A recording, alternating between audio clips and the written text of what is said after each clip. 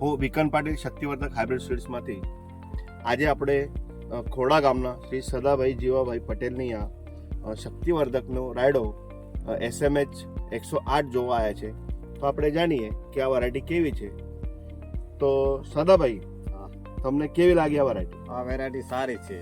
સારી એટલે શું છે? ફૂટાવ કેવા છે? ફૂટાવ કમ્પ્લીટ છે, સારા છે.